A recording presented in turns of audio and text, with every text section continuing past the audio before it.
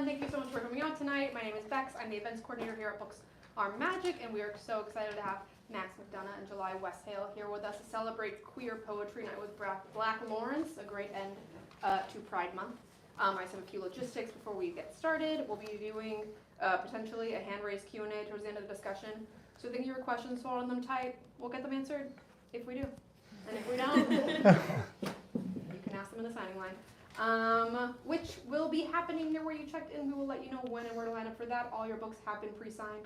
But if you want to get them personalized with a fun little note or just your name, you can do that afterwards. If you're joining us virtually in the live stream, we'd love to encourage you to buy a copy of Moon Moon and Python with a Dog Inside It using the link in the description. If you're here, we'd love to encourage you to buy it here. Black Lawrence is a small press that we love dearly. The NEA has been cut recently, and this is like a year or so after the end of small press distribution. So small presses really need your love right now. And if you buy them from us, we're also a small business, we get to order more. And so we would love for you to purchase all the copies, because I don't want to shelve them. So I want them in your homes so we can order more, and then I'll show those. The reason we are here to celebrate tonight are two books. The first, Python with a Dog Inside It, set on the marshlands of working-class southern New Jersey. This debut collection by poet Max McDonough traces the tangled story of two gay brothers as they endeavor to survive their mother's erratic and escalating violence. Our other amazing book tonight is Moon Moon, in the style of Gilgamesh, the Odyssey, and poetic epics that have come before it. Westhale Moon Moon applies a formal approach to what is truly unfathomable to consider, speculation of the world's end, and the spectrum of possible conquest to follow. Stars of tonight's show. Max McDonough is a writer from South Jersey. His work has appeared in the New York Times, Agni, Ecotone, Northwest Review, Best New Poets, the Outdoor Journal, Alaska Quarterly Review, T Magazine, among others. Python with a Dog Inside It, winner of St. Lawrence's Book Award, is his debut collection. Our other star of tonight's show is July Westhale, a poet and translator born in the American Southwest. Their books include Moon Moon, Trailer Trash, Unmade Hearts, and Via Negativa. Ocean Vuong chose them as the 2018 University of Arizona Poetry Center Fellow, and their translation of Chilean poet Rolando Cardenas' collected works was selected for the 2026 Unsung Master Series forthcoming from Pleiades Press. Without any further ado, please join me in the warmest welcome to Max and July.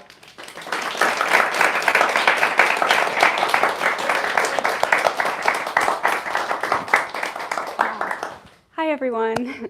I am really honored to kick us off tonight, and I first just wanted to say a robust thank you to Books Are Magic. I cannot believe that we are here right now. I am losing my mind. And there's a green room upstairs. I'm actually not sure if I'm supposed to tell you that. But I'm really honored to be here. I'm really thrilled they're doing this. I am so excited to be here with Max, really honored, and also just really grateful to all of you for coming out for poetry on a Monday night. So thank you for being here. I'm gonna read first. So this book is written in 3 parts, and first part, humans can no longer live on the earth. Second part, they go to the moon is full. Third part, they go to the moon's moon. And a moon's moon may or may not be the astronomically accurate term for a moon that orbits another moon or anything that orbits another moon. So moon trash is also up there. Okay, so.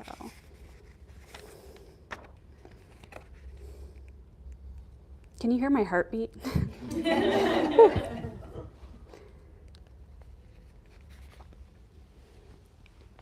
How it is said the world began. Big Bang. Dear children, I know it is difficult to believe in singularity in an age like ours, but consider for a moment that the world was a bright and barren space at one time. Yes, also a challenge to conceptualize. Please keep still. I am telling you a story. And an incident occurred that led to another and another and another over many billions of, well, they don't know exactly the incident, except it was singular. And yes, it is because despite everything we know very little about the Earth's birth. Of course I remember yours. You were early. It was Christmas. I just put dinner in the oven, and they said you were the most beautiful baby to ever ruin a honey-baked ham. But that isn't quite the same. No, really, it's all very complicated because it relies mostly on math and something called an echo, but not like that.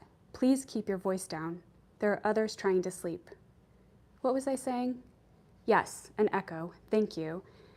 An echo isn't like hearing your voice come back to you bigger and stranger, but more like tracing the expansion of the singular incident I told you about. No, I don't know exactly.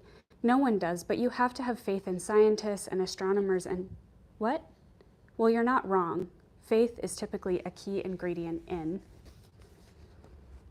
how it is said the world began, creationism. Once again, nothing. A pure dark, like black slicks before there was color or slickness, but there was, however, work ethic. Because first there was nothing. Before the nothing was a long line of ancestral nothings, nothing descended from seminal nothings like a void orchard. And then there was everything, but something in there, something about light, and 7 days and Sunday, and rest, which was like nihility before it became an art of closing these new luminaries called eyes to remember what nothing felt like. With nowhere left to go, the hero shot for the moon. What you have heard is true. Something rotten once got us from our houses, from our beds. What was there may or may not have been. Remember, my darling, my sweet, that a blistered and blackened thing, a thing representing life or sin itself, was a cause for art, a lineage, a pride.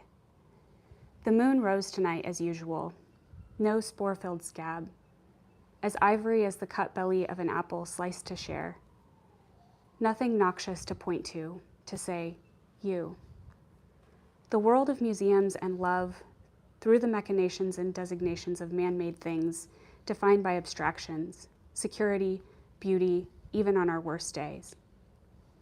One day, as goes in any epic, a hero or god told his son, yes. One day, we went balls to the wall for the moon. We called ourselves both father and son, Holy Ghost and Odysseus.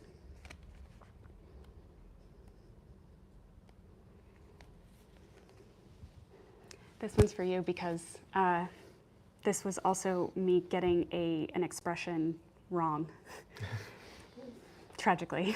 You'll see. Cliffhanger. From the mouth of the gift horse. I swear I was once a colt, eyes to the mirrored sky, fields of me with ropish legs, coming into the feed, the joyful feed, running like bulls at a festival. The only hands on my flank, tall grasses that played paramour, played lead. No weight on my back but the world, which bowed my body, both the arch of my spine and the curtain call. Then the call came, which I heard because I am God. The call and the trucks, the death masks so flies could not eat my eyes.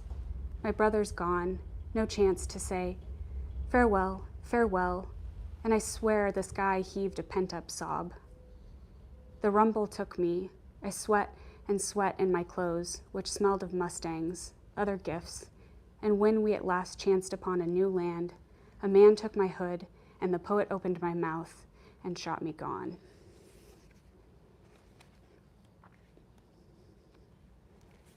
Public service announcement. People fell ill as they grew sick, as they fought death, as they battled bugs, as they zoomed to the finish line, as they stopped to smell gone roses, as they bit the dust, as they croaked their thanks, as they turned their hands into steeples of people, as they stared from the windows, lifelining the words, I should have stared from more windows, as the air they made their own, as the air of their children, turned against them, as death stopped. Public service announcement. As they say, fear not, it was kind and gentle and good, and this is not a test.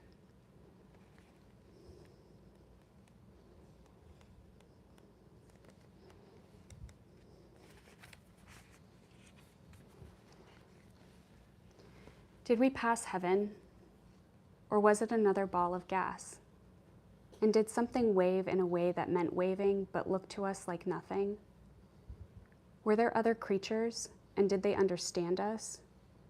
Does it matter to us more to be understood or to inhabit? Do we have to choose? Those of us who would survive the trip to the moon, then to the moon of the moon, would question whether we'd see any others or oracles at all. Not that we'd ever talk again, or ever admit how foolish we were to believe the gods would divinely guide us, then to believe again that a cow would be the angel David. But the others, they visited when everyone was sleeping. They had no shape, but were luminaries as luminous as wattage itself. As close to any of us could have come to traveling near heaven in a fiberglass ship. One glance into the triptych of how our world and all others began and ended, much more numerous and complex than language, our stories as insufficient as our earthly bodies, our terrestrial limitations, even as we became inhabitants of space, as we called ourselves moon gods. I'm just going to read a couple poems from the very end of the book.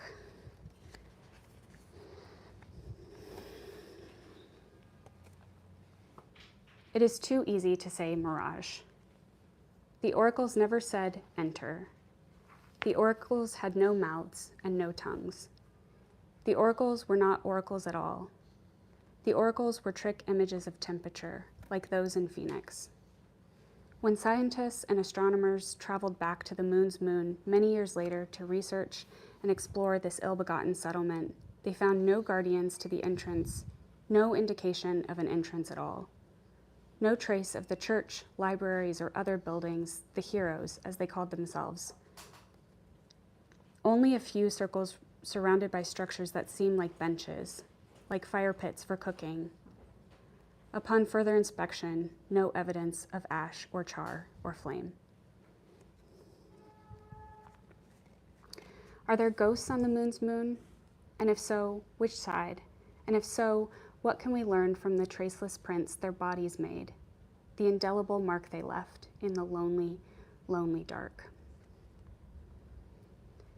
As the scientists headed back to their ship, one cried out, "Here, at the brightest side of the moon, where the settlement was said to have landed, were soft outlines in the dust, imprints of bodies in motion, moon angels facing one another." This is my last one. Genesis. It is simple, really. At the beginning of the world, there was one earth, and the earth expanded. It echoed out from an unknown, gate-kept singularity. It was after nothing, but before the days of the week. The earth came from another species of earth, which begat many more versions of itself. The earth expanded so far that it combusted, and the inhabitants, who'd sought expansion in the first place, said, "Too far, too late." The earth died 1,000 times. The earth was shorted, but the earth is the one thing that should never be shorted. Never shoot the moon on earth. Never shoot the moon on the moon. On the moon's moon, one has a chance of shooting, but there is only oneself to shoot.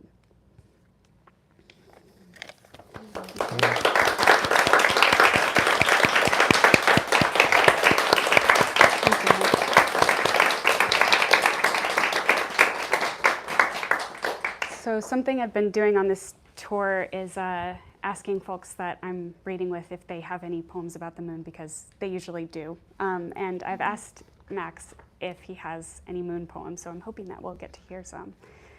It's a little bit embarrassing because it's not as intellectual as the way you're using the moon, but you can totally control F in your manuscript document and see how many times you've used the word moon or bird or love, but that's not such a bad one. I'm Max. Thank you all for being here so much. This is really fun. I'm going to read some poems. I don't know which ones yet. I do know a moon poem, though, that I will read. A lot of them are about like a working class vibe in South Jersey and all the things that come along with like the casinos in the 90s and the early 2000s. So maybe have that in your brain. Oh, hello, Shakespeare. His last name is literally Shakespeare. It's amazing. All right, and he has the voice of an angel. Okay, this one's called Incunabula, as the light turns. Incunabula is this old Latin word. It means old books, but it's sort of like tracing back the fragmented origins of something to get to the literature that you have now, right? So This is something that comes up throughout the book. It's not that important. Incunabula as the light turns. In the story I keep trying to tell, there's a woman handcuffed in the driveway. She's thrashing against the officers, cursing, spitting on them, her breath rising in the cold air until it disappears, and they shut the Charger's backseat door. 6 of us kids are watching from her bedroom window, overlooking the garage, our faces shocked with police light. When my brother and I were smaller, we found a bird in the backyard that had pecked itself raw, almost featherless, and continued digging into its own quivering flesh. We rushed inside to tell our mother, her hands still dripping with sink water when she swept us into her arms and said to stay away from the diseased thing. There was nothing we could do. There are some funny ones in here, I promise. Okay. Let's do mere atmosphere. I looked it up. The internet's data centers are sleepless white rooms filled with hives of hard drives, cooled by towers of groundwater. Photographic satellites stitch together fragments to approximate the whole, which tonight is this Google map of the neighborhood I grew up in, the old house that holds its dark inside like a fist or a skull. On the quasi 3D map, the backyard pool I often tried for fun to drown my brother in is uncovered, clear, the shape pinched in the middle like a cell in mitosis, splitting apart from itself. I zoom further in, but can't see through the house's roof to the kitchen where my mother is helping him with homework, banging her fist on the paper. Eraser shavings cling to the greasy table. Sorry, he winces as I divide to smaller cells shrinking to the basement. You need a therapist, a stranger, not unintelligent, once said to me, meaning, why so much unsatisfying opaqueness? Stranger, I'll tell you this. It was night. After, there was a hole in the wall the size of my brother's skull.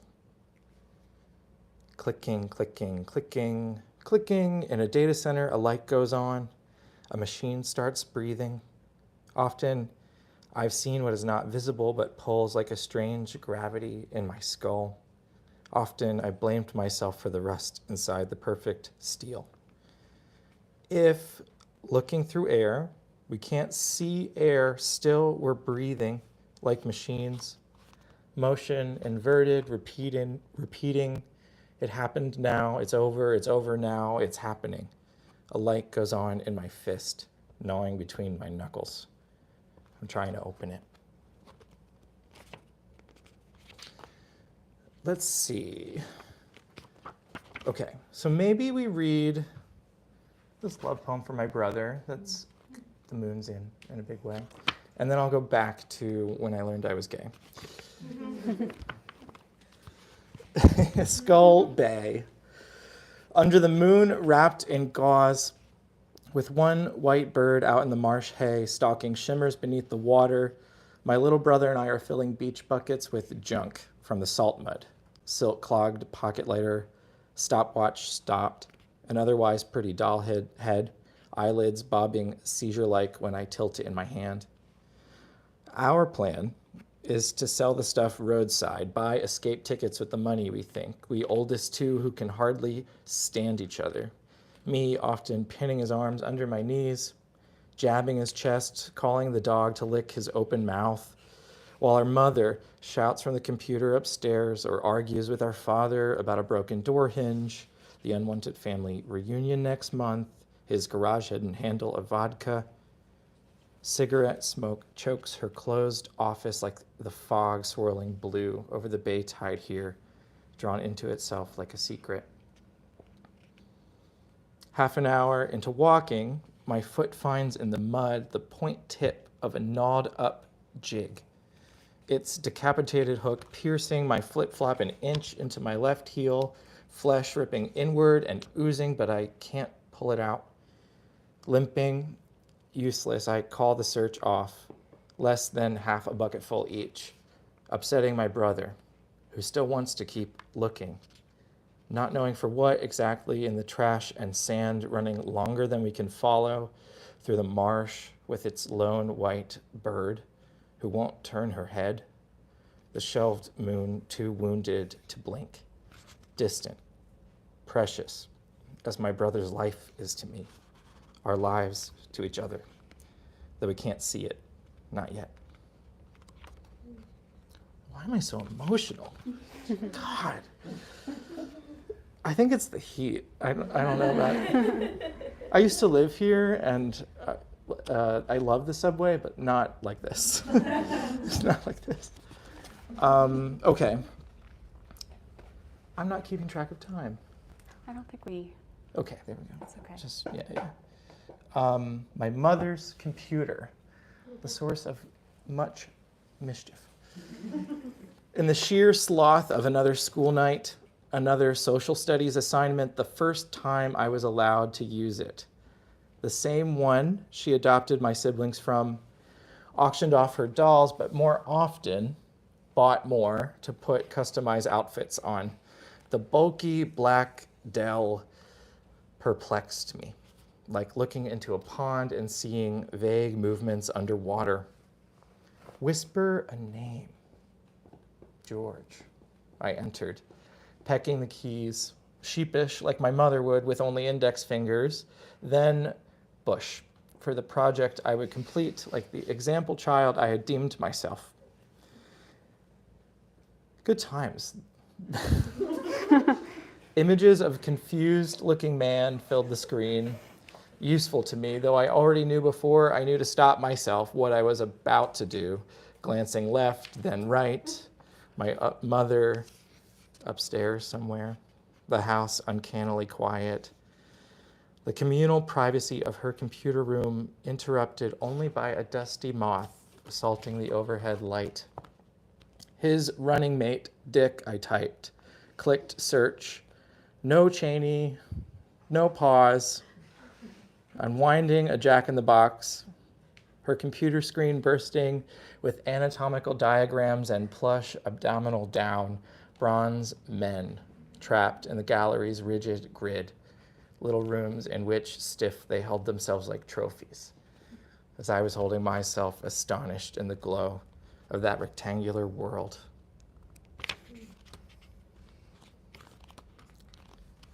All right. I got to read the idioms poem, but I don't know what else I need to. Maybe two more? Oh, my camera was on. That's fine. Maybe three more. I think there's time for three. Okay. What shall we read? Okay, I'm going to read another poem about my mom. She's very charismatic and difficult to let go of, you know. Incunabula, mother tongue. My mother, blogger, doll addict, cyber queen, sniper at the eBay auction computer screen, mixed her idioms. From the get-go, for example, became from the gecko, when she said it. Not the sharpest bowling ball in the shed. He side-blinded me. Shithead thinks he's cool as mustard, thinks he's right up my sleeve. I escaped from New Jersey for college, which opened up a whole nother can of germs. In emails I wrote, Professor, I'll have to mow it over a little longer. Professor, without a question of a doubt. I didn't realize I made switches too, until I reread them. A nervous first-gen scholarship student, as I'm sure my mother didn't think she'd altered anything in her life. But that's a different chiasmus for a different line of thought. Not for nights like this one. Alone and happy mostly. My heart at the peck and call, though, of those suburban woods of my childhood again. The ultraviolet yellow feathers of witch hazel thicket, serrated huckleberry leaves. The understory so dense, tangled to itself, that walking a straight line becomes a tight circle. And my mother's voice is mine.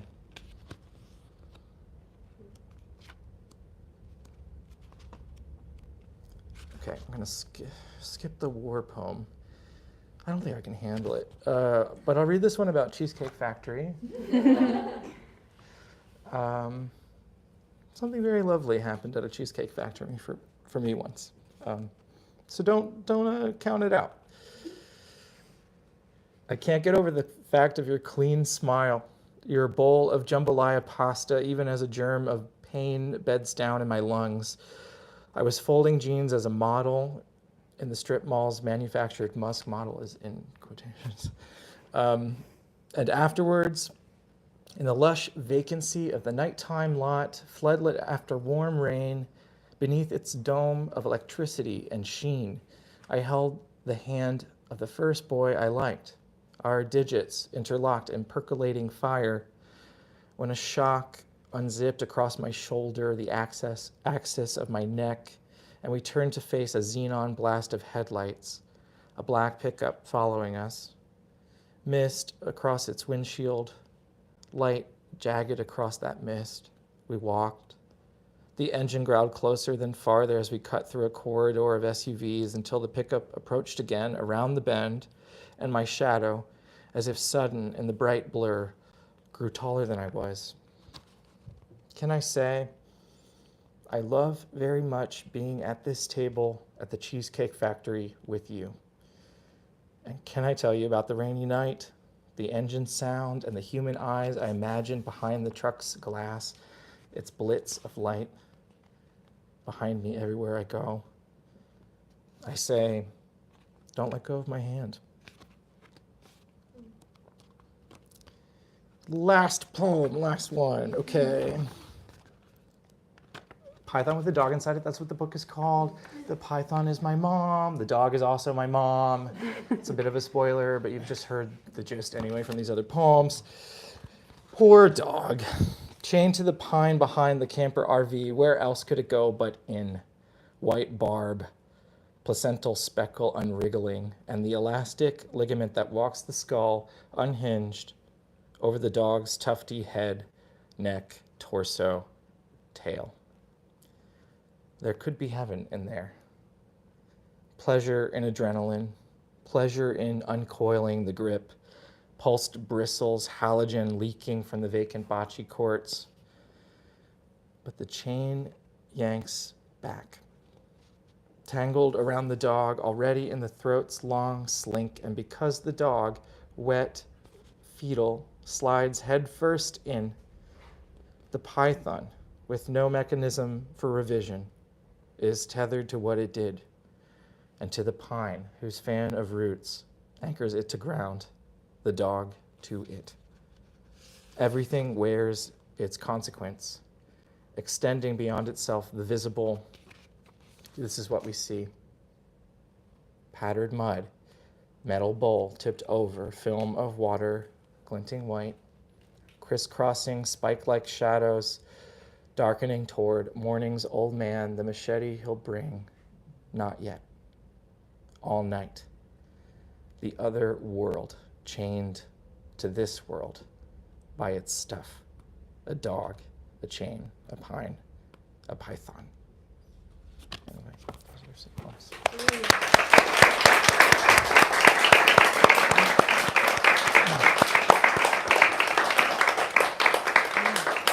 Wow. So now we're supposed to talk. Now we're supposed to talk, Yeah. and then we'll open it up for questions if folks have questions. But I first just want to say, wow, I love the way you read, Max. I feel like I mean, the poems are beautiful, but I also just felt like at any moment you were going to turn and have an aside, and I just felt really in conversation with your work. So thank you for that. Thank you. It's excruciating for me. But yeah, but it's wonderful for me. So, this book is such a triumph, and I'm really excited it's in the world. And one thing I wanted to ask you about is something that comes up a lot throughout it are these kinds of transitional spaces, or these unconscious spaces, like nightmares, dreams, daydreams, kind of the in-between places. And I'm wondering what your relationship is to that, and kind of how, if that Yeah. if that was sort of conscious on your part, or if it was something that kind of emerged as you were writing. Yeah, thank you. South Jersey is this kind of place that gets its hooks in you and is a nightmare. So it's kind of just dramatized in this manuscript.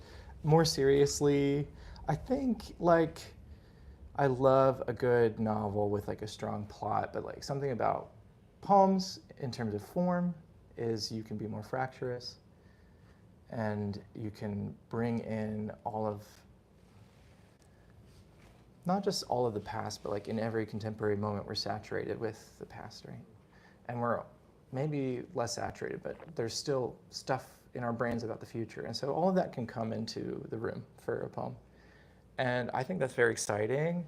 And that's sort of, sometimes when I'm getting bored with writing a poem, I'm like, well, why don't I just swerve over here and see what happens? And it's all right there anyway. So I don't know if that answers your question. I had a roommate who was studying thin places in grad school. Do you know this?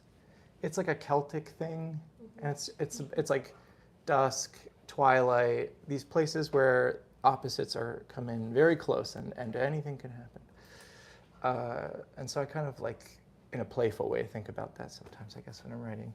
What I want to know is how you structured so many lyric poems in a full-length collection, because like I have like story stuff going on in my thing. And so you can go, okay, I could do it chronologically or whatever, but how do you take a big project like that in a lyric direction and go, okay, here's how I'm going to put it into a book? And if you want to talk about Gilgamesh too, that would be cool. No pressure. No, that's a really good question. Well, I guess the non-serious serious answer is that I wrote this in 2020 in lockdown. So there was a sort of claustrophobia of, my brain is the only place I can go. I hate it here. And I am, I think, more of a lyric poet in general.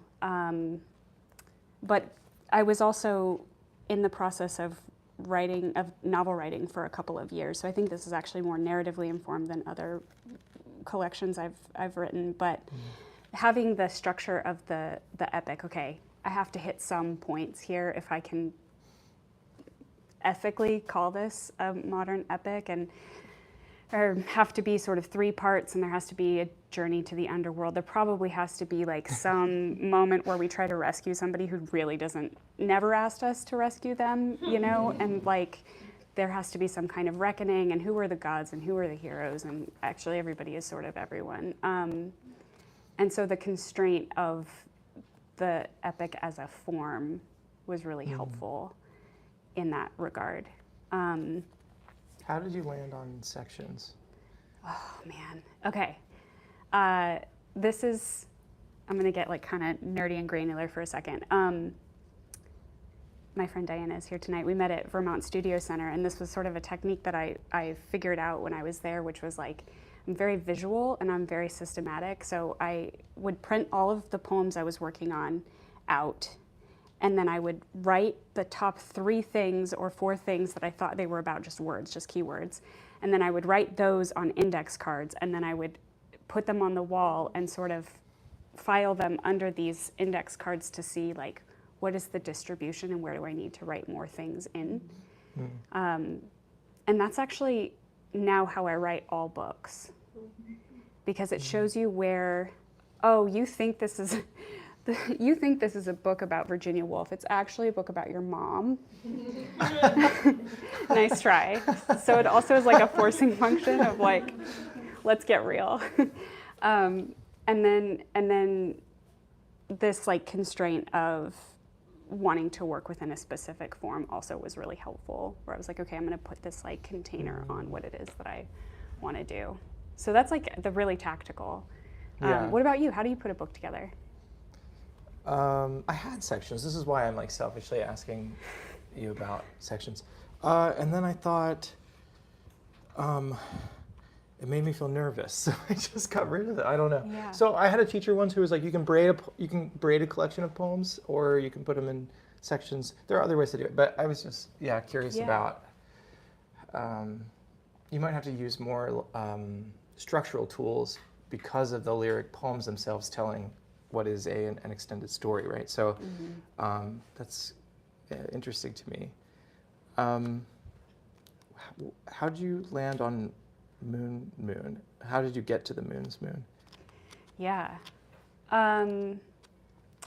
Read a lot about California in class, and I was like, I'm not going to write a poem about California in class, but instead I ended up writing sort of a science-y fiction-y space epic that is like about the Moon's Moon, which is like, I've been making this joke over and over, which is that the Moon's Moon is like the bargain basement Ramada of space.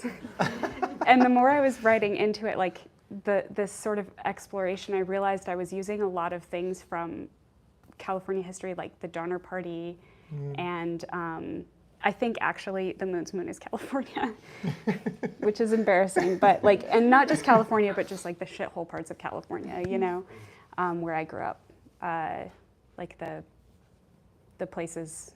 The other joke that I've made a lot is like the places that nobody ever paid attention to except for Aaron Brockovich. Yeah. Do you know about Salton Sea? Oh yeah. Okay. Oh yeah. Do you guys know about Salton Sea? Okay, so that is actually quite a good frame for me. Yeah. The Salton Sea is like, for those of you who don't know, was like a resort town. I mean, it was a resort town. On the border of, basically the border of Mexico, and it's now really pretty dried out and very toxic, and it's blowing all this toxic dust into the air. But it's, I went there for a field trip in the 2nd grade, and I think I still have, I like lost a shoe. They took children there? Yeah. my family took It was an artificial lake. Yeah. They like messed with the landscape. Yeah. And then money ran out. Yeah. Yeah, now it's the Moon's Moon. Now it's, you're right. And there are dead, like petrified skeletons of, not whales, but you know, like big fish. Yeah. Yeah, that had no business being in that part of Southern California. Yeah.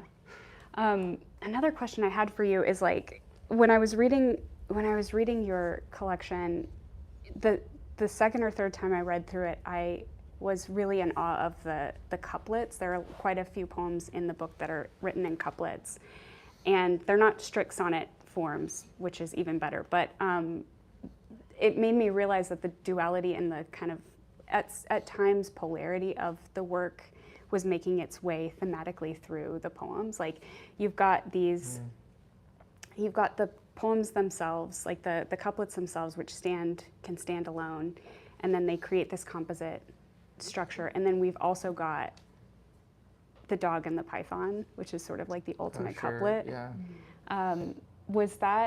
Is form conscious for you, or is it like, how do you think about it? It's like a Sunday. It sort of just like presents itself. You know, like you're gonna get a breakfast bagel, but you don't really know what's gonna happen on Sunday. Right? Am I wrong? Oh, that kind of Sunday. You could watch RuPaul's Drag Race, or you could go to Pride, or you just don't know. The day will sort of present itself. That's sort of how I feel about form, but it's more like you're just paying attention to what's happening. So if I'm writing, and less recently, thank goodness, but if I'm like in trauma zone or something, and I want to dramatize it, but I don't want to like just air laundry, sometimes I need to slow it down. I put in more space. I'm like, what if we pace ourselves? And then it's exhausting to read too muchness in couplets. You really got to pair it. So as a tool to sort of help guide pacing and subject matter, I would say. Although that's interesting about couplets, because I feel like I'm obsessed with tercets, which maybe is nerdy, and that's because I think they spin. Like, yeah, you're right. They have like an excess. Yeah. I don't know. We talked about this question before we came on, but I just want to know what July's favorite word is. Oh God, and I still don't know how to answer this because I feel like it's like a movie, right? Like, is your favorite movie the one that you watch the most, which would be Romy and Michelle's high school reunion, or is it like one that you're like, no, this was really formative to me, and the word that I probably overuse is probably the word capacious, which is really obnoxious. It's like an obnoxious word to overuse. But I find myself using in poems, even when I was reading through this, I think you should never apologize while you're reading your work. That's like a thing. And I was also feeling a little like, oh, I'm really using the word slick a lot in here.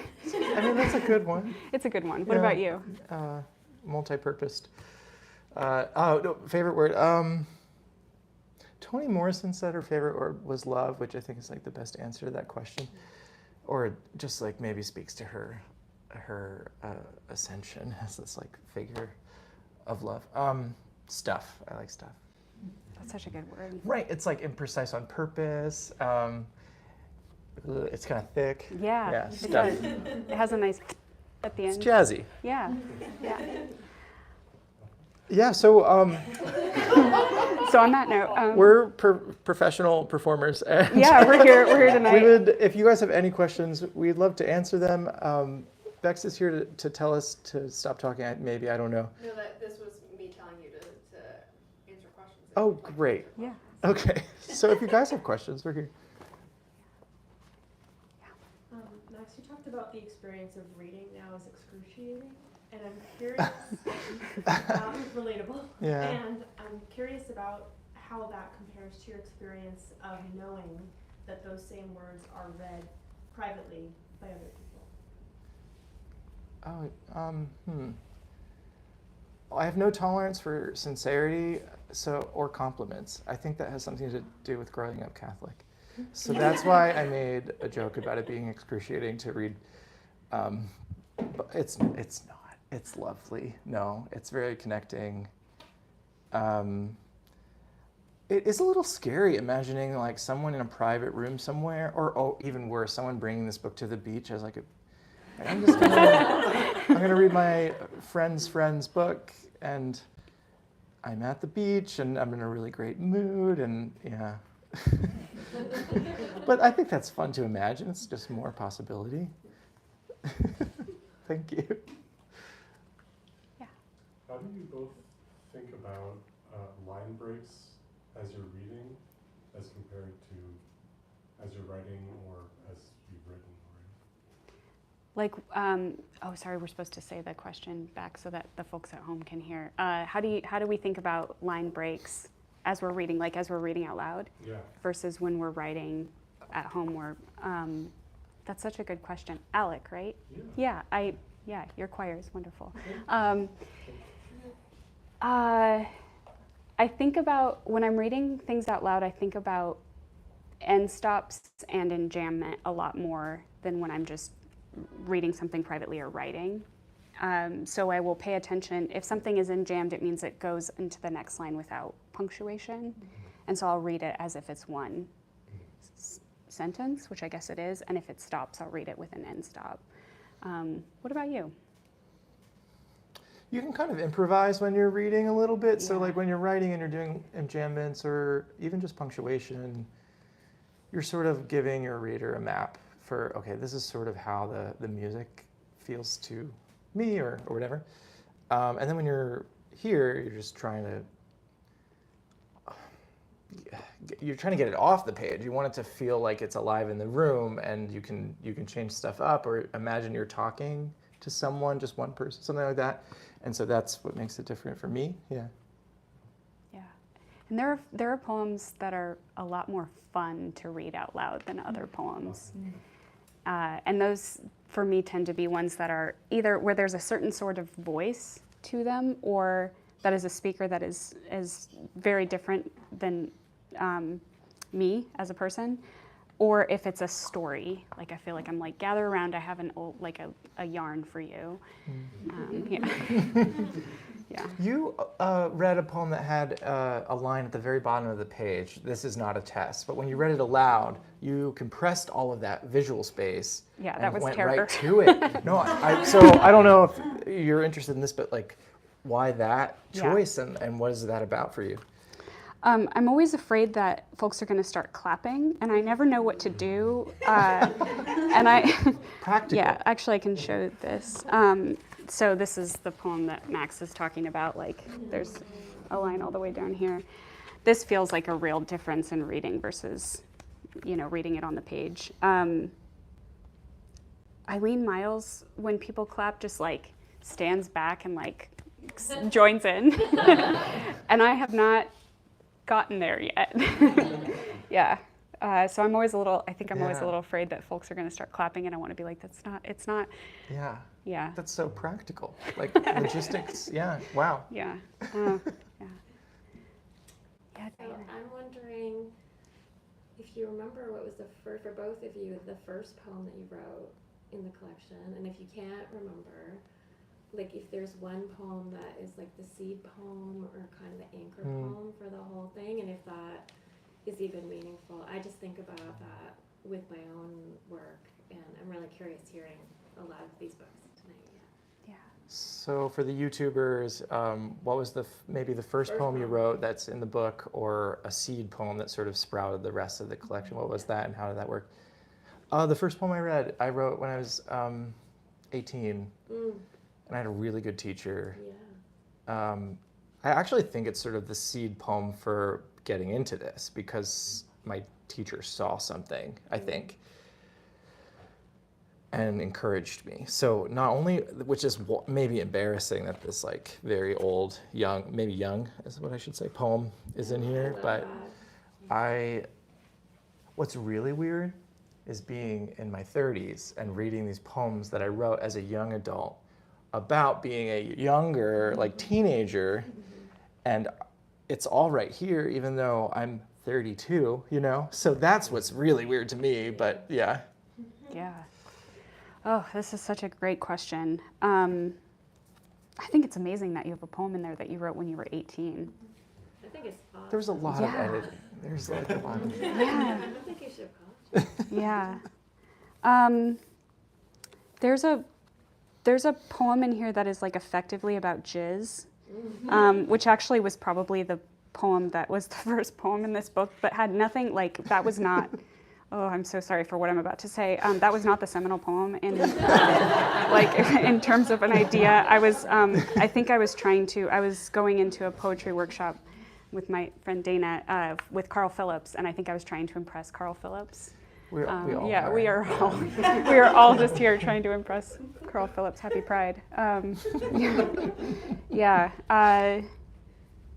And this is actually maybe the one collection that I have written so far where I had an idea that formed the collection rather than being 3/4 of the way through it and being like, you are writing something very different than you thought. Yeah. Makes a lot of sense. Yeah. Thank you. Yeah, that's a great question.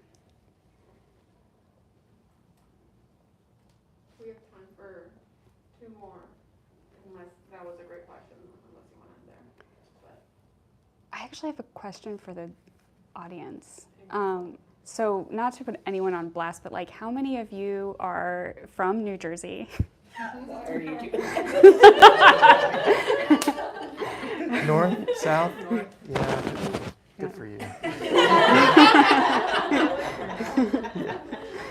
I coincidentally live in Philadelphia now. I never thought I would return to that part of the country, but now I have Channel 6 Action News again.